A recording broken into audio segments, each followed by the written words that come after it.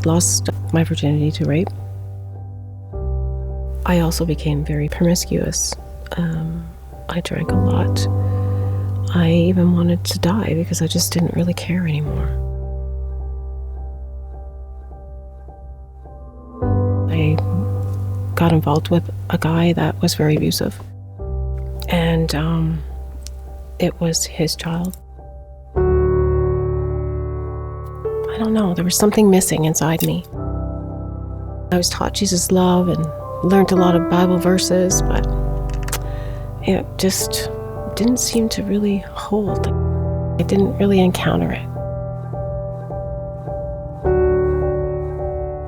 Well, I think the Lord has a way of bringing all of us to the end of our rope, whatever it is. There's a silly little saying that gets bandied about in Christian circles, that God will never give you more than you can handle. And I think that's false.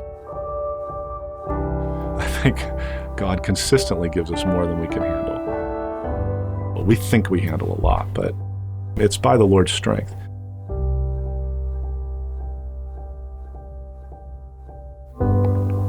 I went to my family to ask for help. And my mom said I was on my own. I shamed her.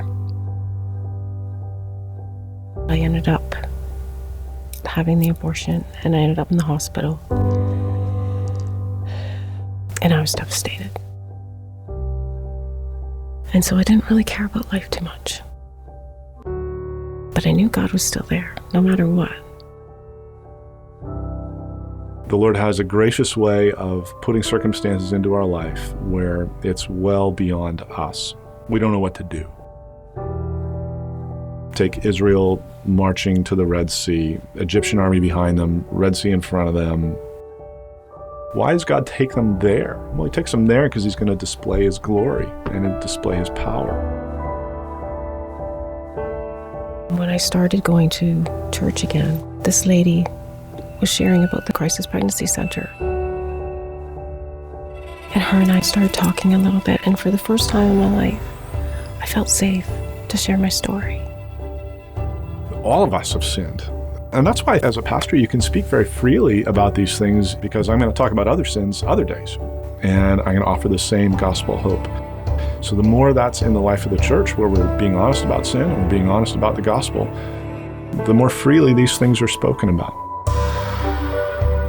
I think that likely, as I felt as a physician, many pastors know that it's a hard discussion point and that perhaps some women don't want to talk about it. And so maybe they back off and they don't actually discuss it from the pulpit. In failing to do that, I think it gives the sense to women that it actually isn't a subject that is welcome to be discussed in the church.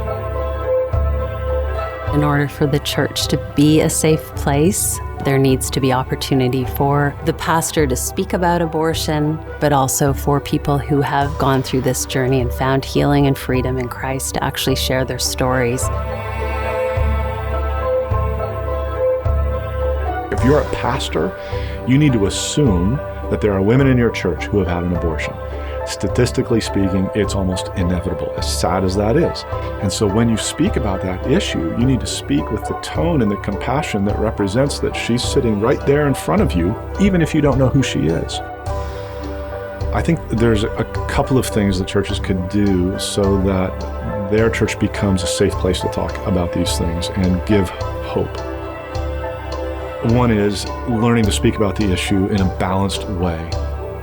What was super helpful to me was getting involved with our local pregnancy care center and then being able to call up Linda, the director, and say, how do I talk about this? Please teach me.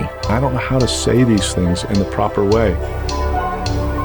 That was where the light came back. That's where I started to encounter that hope. It was going to be okay. There is a lot of women and men and family members that have encountered this, that are dying inside. Be a voice. Break the silence. There is hope and healing in it.